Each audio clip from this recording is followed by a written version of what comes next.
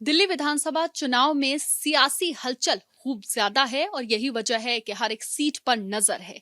लेकिन इस वक्त जहां हम मौजूद हैं और जिनके साथ मौजूद हैं, ओखला विधानसभा है। अमानतुल्लाह खान इस वक्त हमारे साथ बातचीत करने के लिए मौजूद हैं। इस इलाके में और इस सीट पर हर दिन एक नया डेवलपमेंट देखा जा रहा है। इस वक्त उनसे बातचीत करते हैं। सर, सबसे पहला सवाल तो यही है जिसकी रात से चर्चा है।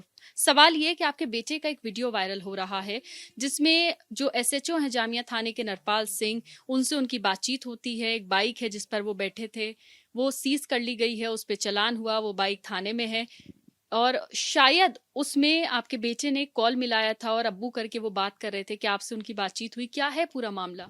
कल मैं एक मीटिंग में था डी ब्लॉक में। और जो है वो तो बेटे का मेरे पास फ़ोन आया कि मैं जा रहा था और उसमें आम आदमी पार्टी का झंडा लगा हुआ था।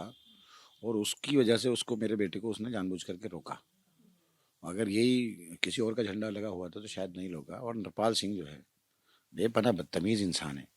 जिस लैंग्वेज का वो इस्तेमाल कर रहा था, आपने देखा होगा। मेरा बेटा बहुत प्यार से बात कर रहा था और वो, ये जो नरपाल सिंह है, ये यहाँ का माहौल को बिगाड़ना चाहता है। वो कह रहा था कि मैं नहीं जानता कि ये आपका बेटा है, लेकिन वो सब कुछ जानता था। और फिर जानबूझकर उसने वो रिकॉर्डिंग की और वो रिकॉर्डिंग उसने जो है वो फिर वायरल की और मेरे बेटे को वो मुस्तकिल जो है टारगेट कर रहा है। और मैं उस पर मुकदमा दर्ज करूँगा। मैंने कल मुझसे बात करने की कोशिश की, उसने मेरा फ़ोन नहीं उठाया। मैं उस वक्त मीटिंग में था। तो इस तरह का जो रवैया पुलिस इख्तियार कर रही है, और ये तो ऐसा इंसान, इसे तो एक दिन नहीं रहना चाहिए। यहाँ का लॉ एंड ऑर्डर बिगाड़ना चाहता है ये। आप कह रहे हैं कि उस बाइक पे आम आदमी पार्टी का झंडा था, क्या इस वजह से बाइक रोकी गई? क्योंकि वहां एसएचओ की तरफ से जो जानकारी मिली है थाने की तरफ से वो ये कि मॉडिफाइड साइलेंसर उस बाइक में लगा हुआ था और जिस पर चालान है और इस वजह से वो बाइक को रोका गया था। ठीक है, जब उसने कहा तो मैंने खुद कहा टेलीफोन पे कि भाई ठीक है, इनको बाइक दे दो। लेकिन जिस लैंग्वेज का उसने इस्तेमाल किया और जिस तरह से उसने वीडियो बनवाई, वो ये जाहिर कर रहा था कि मैं बदमाश हूँ, मैं सच्चो नहीं हूँ, मैं बदमाश हूँ। उसने ये जाहिर किया और ये गलत था। आप देखिए, पूरा वीडियो देखिए। और फिर वीडियो उसने लीक किया।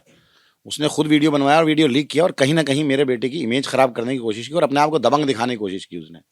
तो मैंने जबकि बहुत प्यार से उससे कहा, मैंने कहा सच्चो साहब आप ले जाओ बाइक। जबकि ऐसा कोई बात नहीं थी और मेरे बेटे की बाइक नहीं थी, वो चला रहा था मेरा बेटा, उसके दोस्त की बाइक थी और उस पर लाइसेंस से बाकायदा। उसने कहा आप कैसे, कोई, आपने देखा होगा कि मेरे बेटे ने बहुत प्यार से मुझसे बात की और मेरे कहने पर कि आप बाइक दे दो, तो उसने वो बाइक दे दी। और जिस तरह से उसने पेश किया वो गलत था, ये नहीं होना चाहिए। और पुलिस यहाँ दबाव बना रही है। किसके इशारे पर दबाव बना रही है मैं नहीं जानता, लेकिन हम दबाव में आने वाले हैं नहीं। दबाव बना रही है, आप कह रहे हैं। किस तरह का दबाव आपको लगता है बनाया जा रहा है और क्यों बनाया जा रहा है? किसके इशारे पर, आपको क्या लगता हमें परमिशन नहीं दी जा रही, अभी तक परमिशन नहीं दी जा रही। हमें जो है जलसे की परमिशन नहीं दी जा रही। हमें जो है हमारी गाड़ियों की परमिशन नहीं दी जा रही, ऑटो की परमिशन नहीं दी जा रही। हमारे को अभी आप देखिए, अगर एक झंडा लगा हुआ है बाइक पर तो आप रोक लोगे। हमारे झंडे लगते हैं, उतार लिए जाते हैं, होर्डिंग है, उतार लिए जाते हैं, लेकिन इससे कोई फर्क नहीं पड़ता। आवाम के अंदर हम हैं। और वो जिस तरह का उसने रवैया इख्तियार किया, मैं उस पर बिल्कुल 101% मुकदमा दर्ज करूंगा। ऐसे है? आप मुकदमा दर्ज करेंगे? अच्छा, सवाल कल को लेकर एक और चीज है, चर्चा एक और भी चल रही है कि आपने न्योता तो योगी आदित्यनाथ को दिया था, लेकिन उससे पहले असदुद्दीन ओवैसी आपके इलाके में आ गए।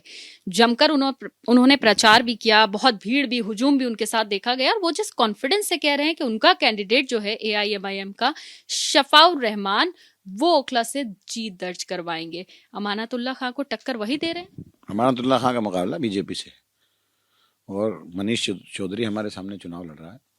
दो दो वार्ड में, 2.5 वार्ड में मनीष चौधरी चुनाव लड़ता है और हम 5 वार्ड में चुनाव लड़ते हैं। हमने जब 2020 का चुनाव लड़ा था तो 73,000 वोटों से बीजेपी के कैंडिडेट को चुनाव हराया था। और 2015 में हमने जो है 64,000 वोटों से बीजेपी कैंडिडेट को चुनाव हराया था।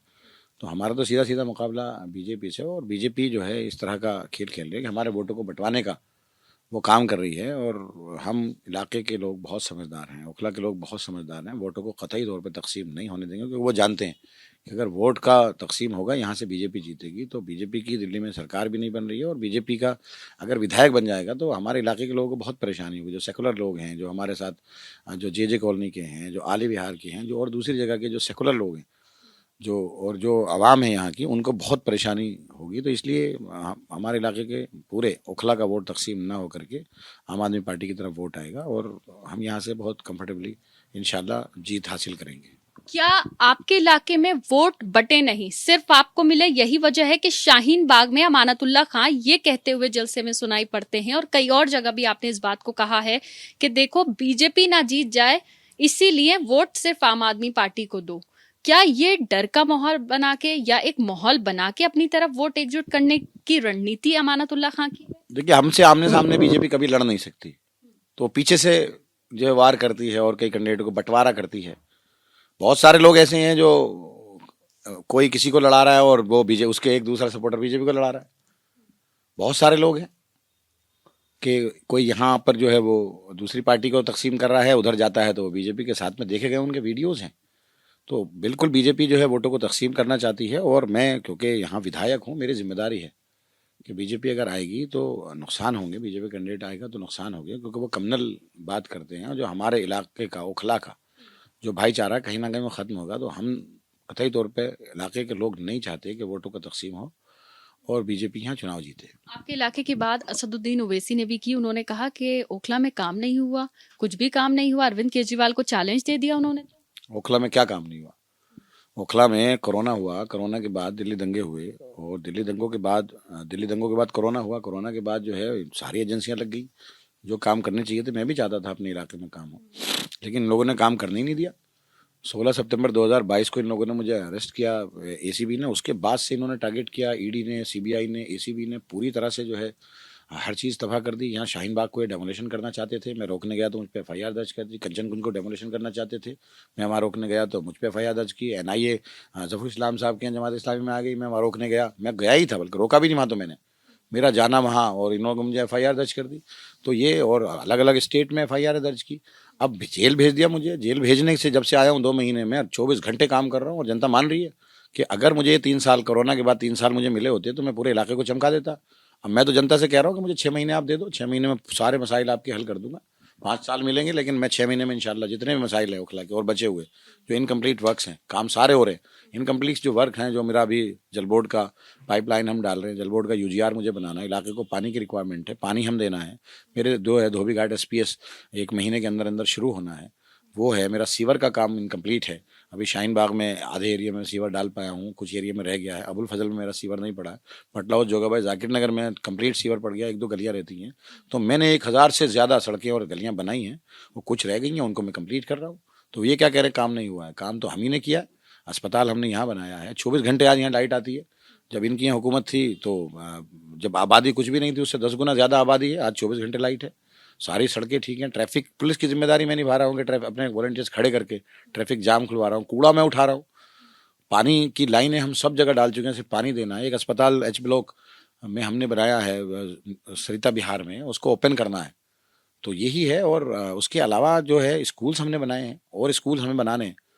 तो ये सब हमने काम किए हैं, काम कैसे नहीं किए हैं। अच्छा, आप जेल की बात कर रहे हैं। आपका कहना है कि क्योंकि लंबे वक्त तक आप जेल में रहे, संघर्ष आपने किया, यही वजह है कि आप काम ज्यादा नहीं कर पाए ग्राउंड पर, और जब आए बाहर तो आपने काम किया।